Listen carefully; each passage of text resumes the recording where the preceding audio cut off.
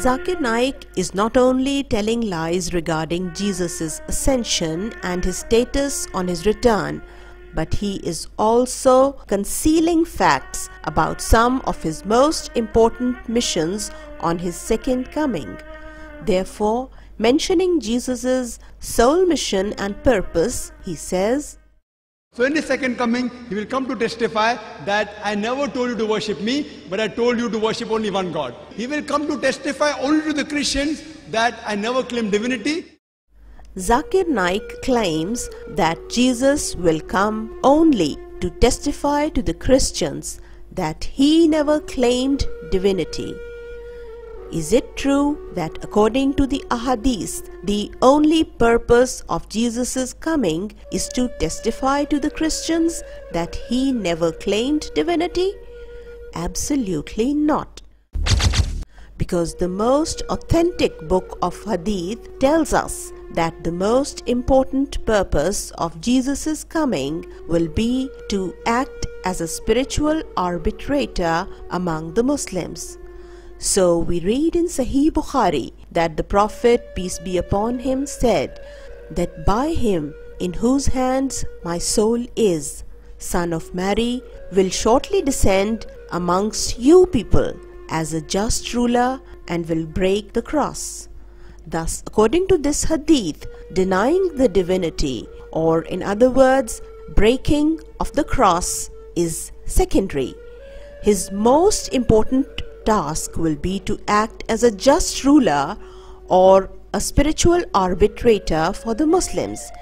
And it should have been like this, because in another hadith, the Prophet, peace be upon him, had told us that the Muslims are going to be divided into 73 sects.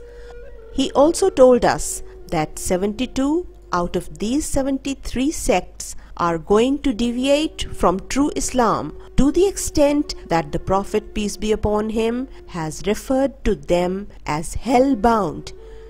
In another hadith, the Prophet, peace be upon him, had said that this will be the time when Islam will be in name only, that is, without its true understanding.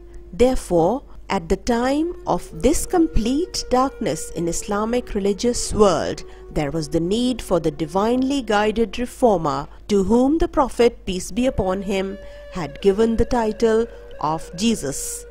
It is strange that despite 72 out of 73 sects of Muslims becoming hellbound, Zakir Naik does not feel the need for a divine guidance for Muslims. Rather, he insists that a man of the vision and spiritual status of Jesus will do nothing to take these 72 hell-bound sects of Muslims back to true Islam.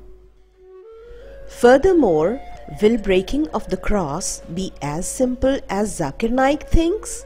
Will it be sufficient for someone to come and say, "Look, I am Jesus and I have come to testify that I never claimed divinity"? Breaking of the cross will be as difficult as any great mission can be. Breaking of the cross needs rational evidences from the books of the Christians themselves and from history as well, that Jesus actually survived the crucifixion and migrated to Kashmir, where he later died a natural death like all other human beings, thus proving that there was nothing unique in him and that he was just like all other human prophets who lived and died on this earth. This great task has been accomplished by Hazrat Ahmad alayhi salam of Qadian, who had proved Jesus' survival and his migration with such irrefutable evidences that today many Christian scholars, researchers and historians are compelled to admit these facts. Many books have been written and many research documentaries have been made by the Christians themselves, accepting the fact that Jesus had survived the crucifixion and migrated to Kashmir. तमाम कश्मीर की तारीखों में यही लिखा है कि ये बाहर से आया है, ये प्रॉफिट था, ये पैगंबर था और इसराइल से आया, नस्बैन से अंदर बॉर्डर में आया है और फिर यही तबलीग कर रहा है। वही जीसस है, वही मसीह भी है, क्योंकि यूज़ असद के माने हैं जो कोड़ी के मर्ज़ में हूँ उनको शिफा देने वाला, उनका इलाज करने वाला जो शफायाब हुए। यूज़ असद के दूसरे माने हैं जमा करने वाला। Yusuf continued to teach and to preach in Kashmir until he died around the year 80 AD. He was buried in Srinagar.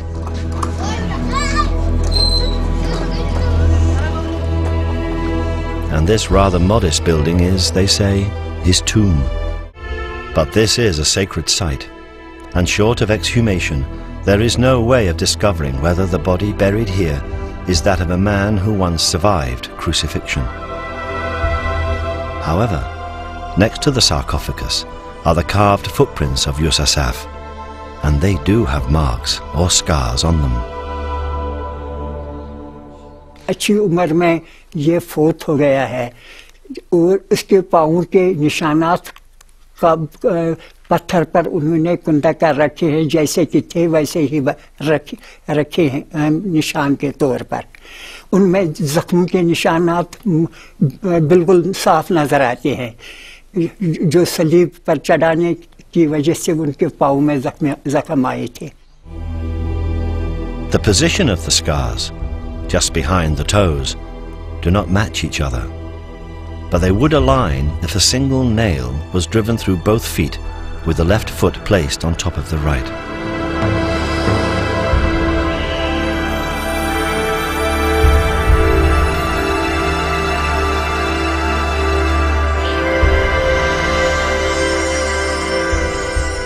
There are many who believe this to be the tomb of Jesus.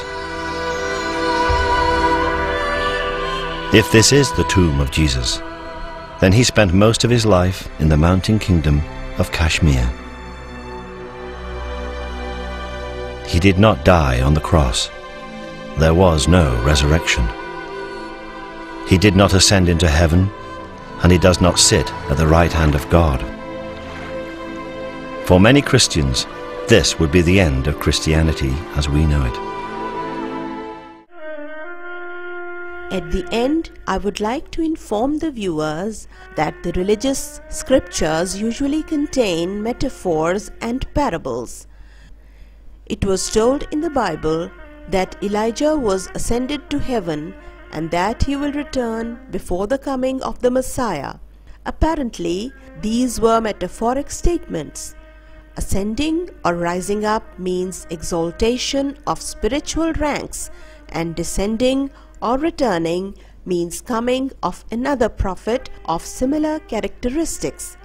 But Jews took the metaphors about Elijah as literal, and they did so despite knowing that human beings taken up to heavens and returning back is totally against the established laws of nature. Therefore, when Jesus a.s. claimed to be their Messiah, they rejected him, saying that if you are the true Messiah, then why Elijah has not yet returned? It was Jesus a.s. himself who gave the verdict that once gone from our world, people never return. Thus he said that Elijah was not to come himself. Rather, it is John the Baptist who has come under his title, but the Jews have not recognized him. It is amazing that today return of the same Jesus is awaited, who himself had given the verdict that once gone from this world, people never return, rather others come in their name and character. Human beings physically ascending to heaven and thousands of years later returning is nothing more than a myth that has never happened in the past, nor will it happen in the future. The one who was to come under the title of Jesus has already come. Like the previous Messiah, His message is peace and love, and he has forbidden fighting and bloodshed in the name of God.